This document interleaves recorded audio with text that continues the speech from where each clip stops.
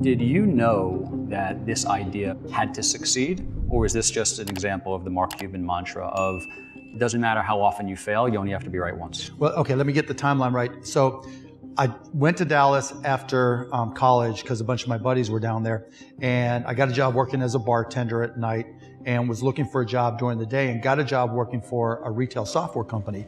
And this was in the early days of PCs, and was doing okay there. And then about 9 months in, I made, let me add, I was living 6 guys in a 3-bedroom apartment, and I was sleeping on the floor. It was the rattiest, nastiest shithole you've ever seen in your life.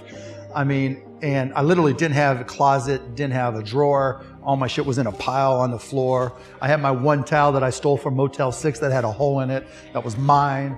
And so I was trying to grind it out and learn tech, which I really realized that I loved. And I made one day I called up my boss, a guy named Michael Humecki, Humecki. And I said, Michael, I've got this deal I'm gonna close. Now it's $1,500 commission to me, which meant I can move out of the shithole. And so I said, now one of my responsibilities was to open up the retail store, you know, make sure the door was open, the floors were clean and all that kind of stuff. I said, look, I've got this big deal, I wanna close it. And he said, no, you need to be at the store. I'm like, I got someone to watch. He goes, no, you need to be at the store. So I made the executive decision that if I went and picked up a $15,000 check for this company, Your Business Software, he would see the light and all would be good. And I'd have my $1,500 commission. Fired my ass. Seriously, Michael Humecki. And so, I'm assuming you've spoken to him since then. One time, literally after broadcast.com went public, he sent me a letter asking if I would invest in his company. You should bring him on Shark Tank.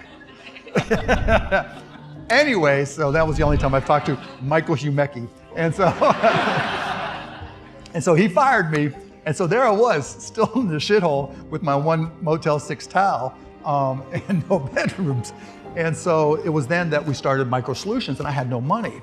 And so I went to this company called Architectural Lighting, and I said, look, I got nothing, but I know you want this time and billing software. If you front me the $500, I'm gonna start this company, and I promise you that I'll make it work. And if I can't make it work, I'll walk your dog, I'll wash your car, I'll do whatever to make it up to you. Just trust me and give me the shot.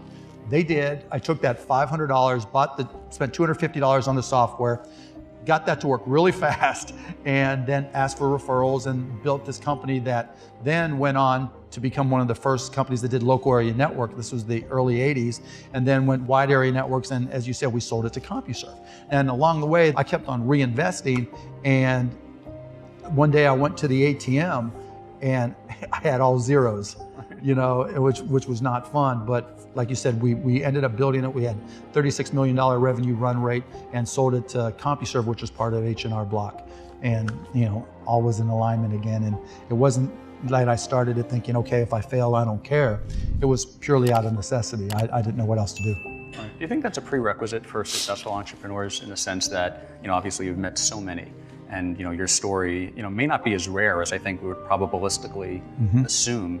The ability to grind and get through those tough times. And do you think that that's something that's consistent with all entrepreneurs, or? Depends how old you are. A 45-year-old entrepreneur, 60-year-old entrepreneur is going to be different than a 24-year-old entrepreneur. What was I going to lose? I mean, literally, I had a Fiat X19 that had a hole in the floorboard. I mean, you can tell I was living the high life, right? I mean, and I was putting in oil every 60 miles and, working as a bartender at night. What did I have to lose? Right. And so it wasn't like, oh man, I can lose all this.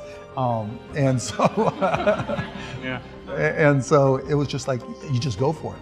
Now, later on, after I'd had some success and we got back and we started AudioNet, which turned into broadcast.com, the math was different. The equations, the calculus was different. It was like, okay, I'm investing a lot of my saved money into this whole idea of netcasting, right? Or internet broadcasting in early 1995 when people didn't even know what the internet was.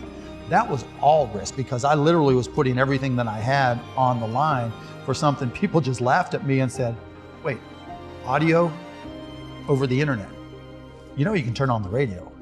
You can turn on the TV. Yeah, but you don't get it. No, that's just dumb, right? you know, and so being able to overcome all that resistance, because remember back then, A, you had to have a PC, B, you had to know what a modem was and install it, C, you had to know what the internet was, and then you had to download a TCP/IP client that worked over a modem and then connected to a browser that you probably didn't even know what it was or how to download it. And we had to take it on faith that all this was going to grow.